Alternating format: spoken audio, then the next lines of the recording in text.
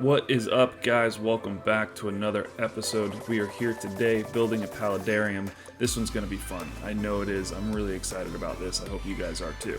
Now, this cage that we're building is a 36 tall by 36 wide by 18 deep Exoterra cage. Now, for these cages, I do like to take the doors off because they are so big. For the smaller ones, I kind of just support them. No need to really take them off, but the bigger cages, it's a lot easier to take them off. Now, I clean the glass with simple glass cleaner just to make sure there's no dirt or debris on any of the glass, because this will definitely help you out later on in this process. Don't mind my daughter, she likes to walk in the camera frame every now and then.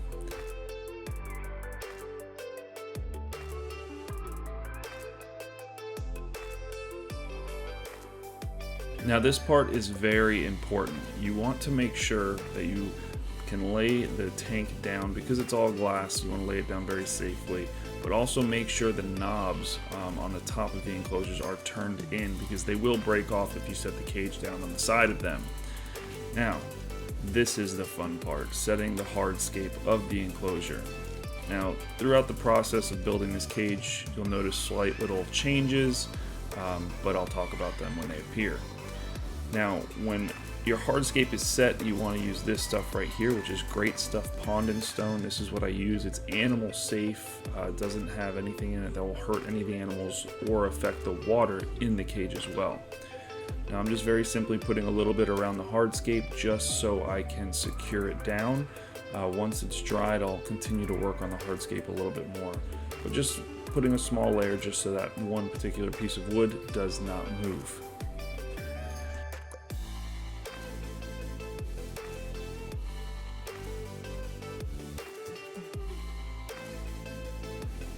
Now, this custom tube here that you see me kind of placing in here is actually the intake of the filtration system I'm using on this particular enclosure.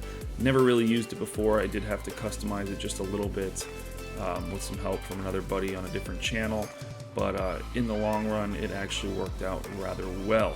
So I'm kind of just placing it where I want it to be able to suck up the water to run through a waterfall that you will see later on in this episode. Now, this is cork bark. Most reptile stores or pet stores sell it. I'm using this to help fill in the hardscape, the background of the enclosure. If you have seen previous videos, you've seen me use this quite a bit in my enclosures because I like the way it looks. It definitely helps fill in the background a lot more.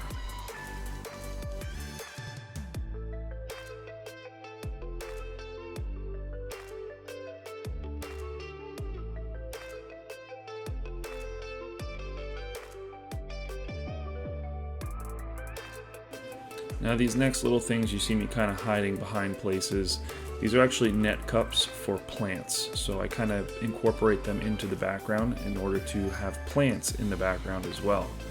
I just kind of place a couple of different ones in different places just to kind of figure out what I want to put in them and, how big they're going to grow. So different factors. My mind's constantly working when I'm building these cages, constantly thinking about what I can change, what would benefit the animal in the best possible way.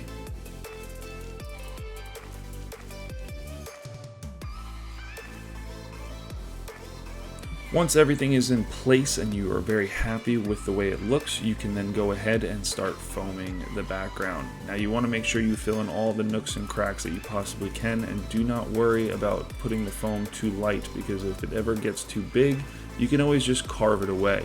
I like to put it heavy in some places just to make the wall look more three-dimensional.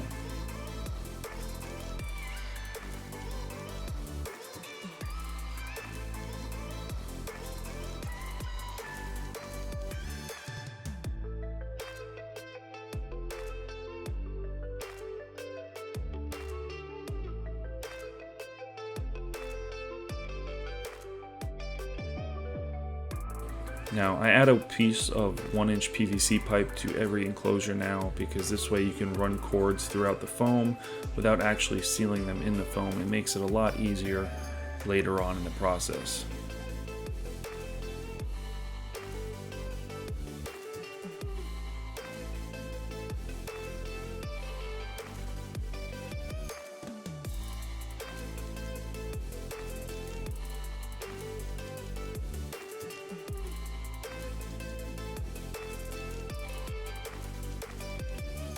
So believe it or not, like I said, there's going to be some changes throughout this build. I didn't like this piece of cork bark here, so I actually decided to cut it out.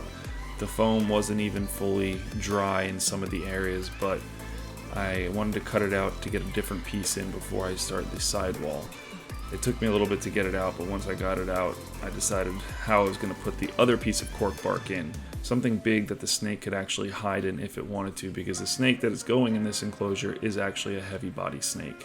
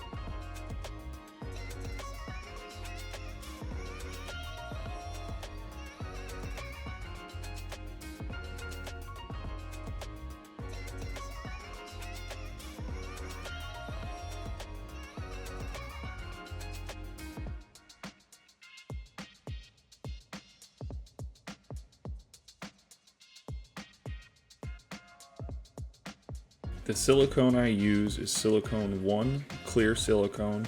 Doesn't really matter the company as long as it's silicone 1. It is animal safe.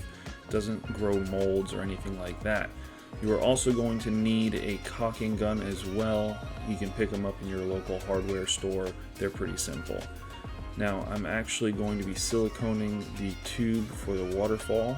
This is where the water is actually going to be coming out of on the top of the enclosure.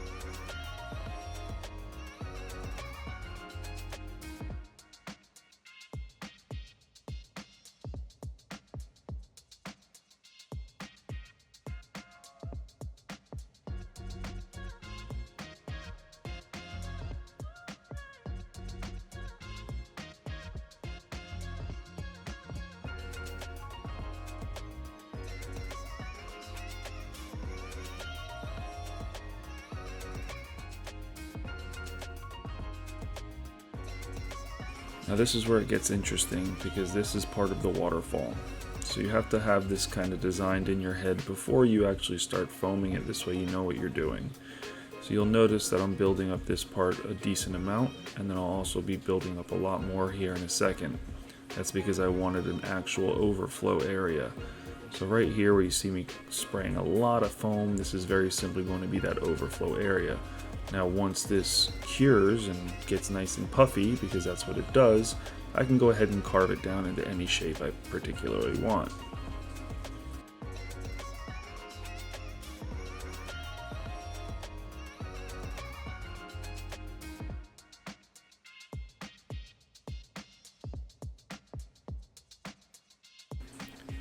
So these are just some fake rocks that I'm placing in here for right now. I actually ended up taking them out because I ended up doing something or going in a different direction than I actually thought I was going to with the waterfall.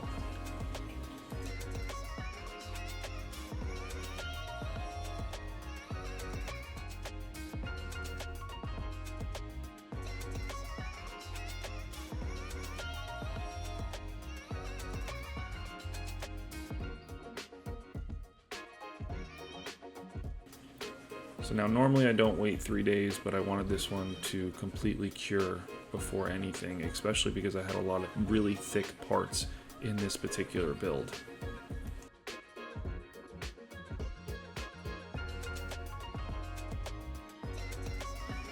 Now the difference between a Paludarium and a Vivarium are actually having a water feature.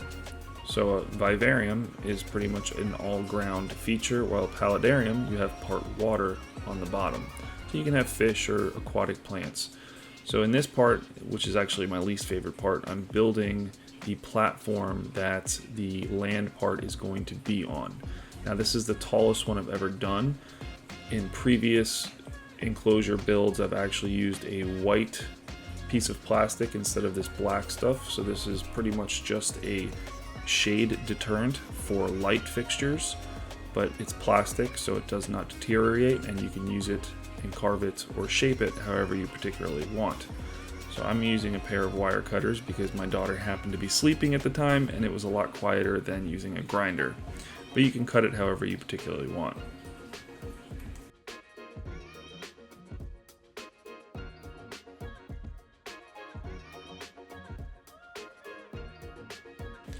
Now I simply just use some small zip ties to kind of put it all together, and then I can go back after and cut all the loose ends.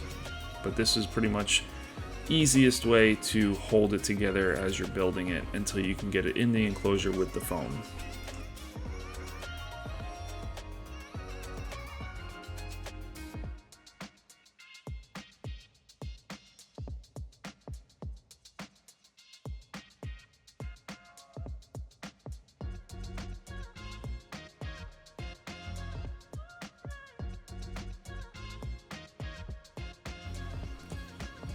Now once you get it into place, you can go ahead and start putting your foam. And you got to remember it's a continuation of the background, so you want it to be at least somewhat close to the thickness that you have as the background as well.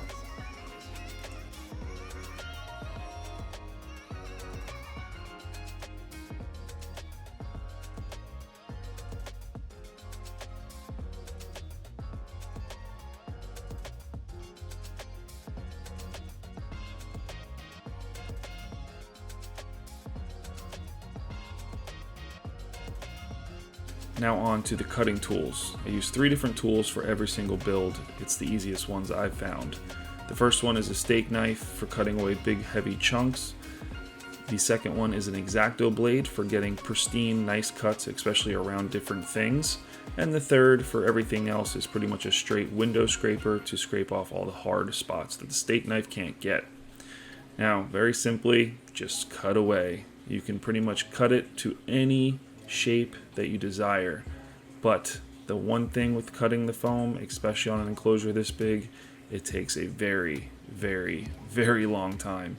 So I definitely did not film the entire thing just because it honestly took me a couple days.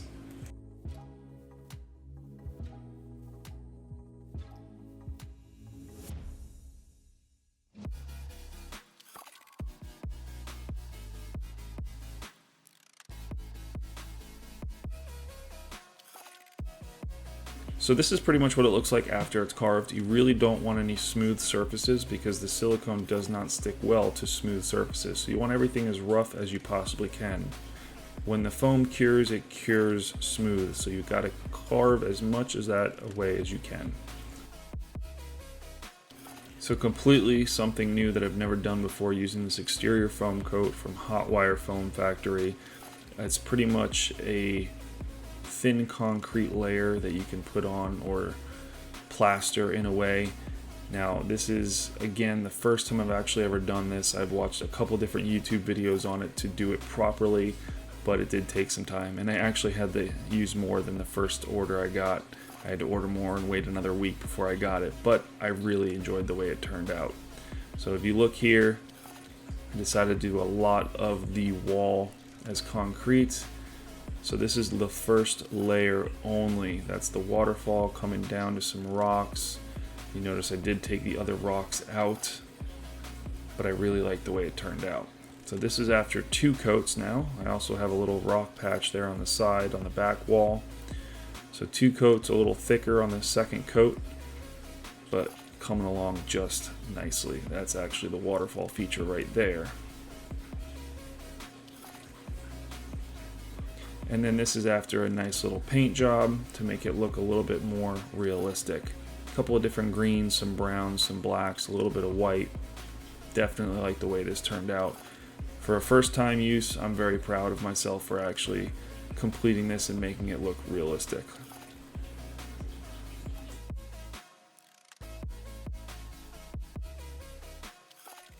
This is what I used to seal the concrete once the paint was dry.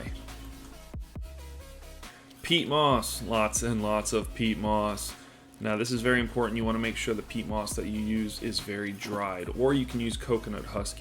Either one works great for the background.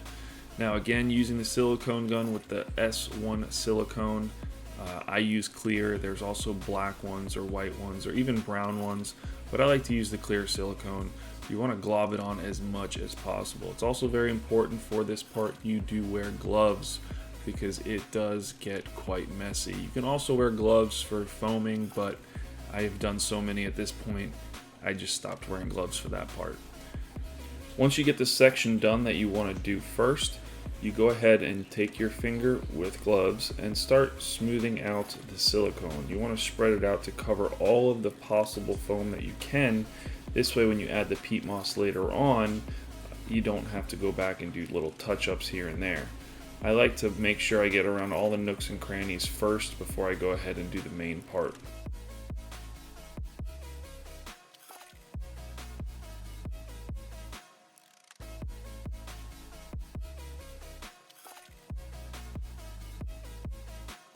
Once you have the silicone kind of all smoothed out, you're going to go ahead and take handfuls of peat moss and start dropping it everywhere you put silicone.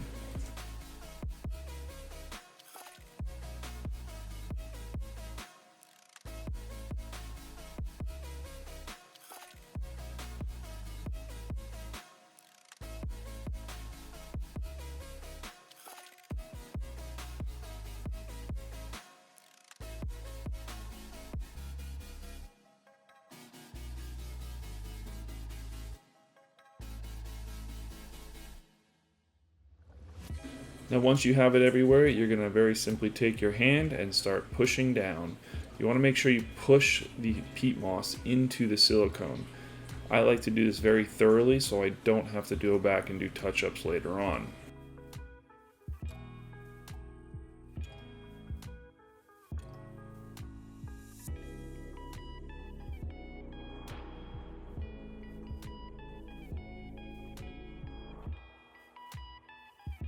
After about 2 or 3 hours, it's safe to say the silicone is dry. Not 100% cure, but you can go ahead and take a vacuum. I like to use a shop vac and just shop vac the excess away, especially from where you're going to continue to silicone, because you don't want that peat moss there as you go ahead and start putting more silicone down.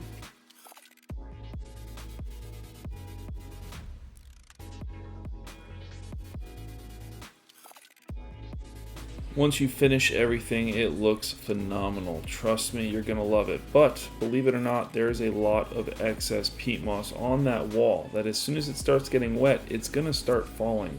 So next comes the really fun part. Now I particularly like to use a hose for this part. I've seen other people use spray bottles or misters, but I like to use a hose because it really does get everything off. It'll even show you spots you either missed or where the silicone did not take to the peat moss very well. So you can go back and touch it up after. Now, doing a nice thorough spray, don't worry about all the water that gets in the bottom of the enclosure. You can use a shop vac just to get it out later.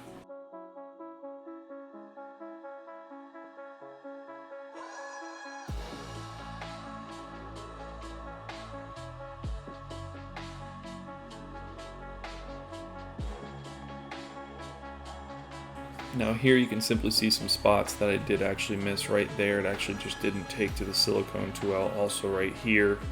So these are the little touch-ups I was talking about. You can go back and touch up later. Now I'm actually installing some lights. These are waterproof LED lights for the water feature. I'm going to be putting them underneath the platform here, so I need to attach these before I finish the platform itself. Once the platform is done, which I just used some cork bark to make the barrier to keep the dirt in, I was really pleased with it, but you can't actually see the lights underneath them even though they are there.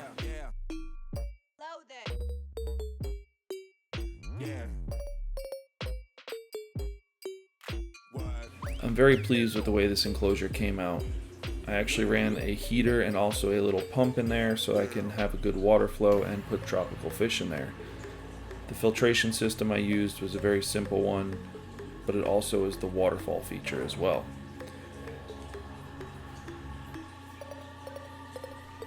But next, it's time to plant stuff. Now I'm putting a weed barrier down because it actually allows water to drain but not the dirt to fall through. The dirt I use I actually make myself.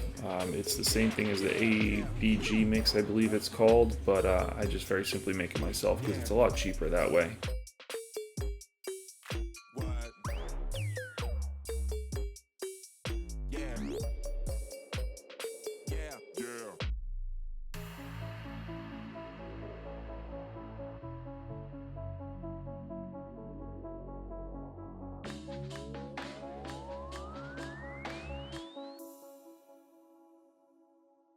There it is, pretty much all done. I still need to finish the water feature. This is a couple days after it's been planted. Everything's looking really good. Big shout out for Dion over at Reptiliatus. You guys should definitely check out his YouTube. I stumbled across one of his Vivarium videos and I fell in love with it. So that is the whole reason why I started doing these, putting my own little twist onto them, but I'm really happy with the way they came out and I have him to thank for that. That's it for this video, guys. Remember, like, subscribe, comment, all that fun stuff. I'll see you guys in the next one, like always.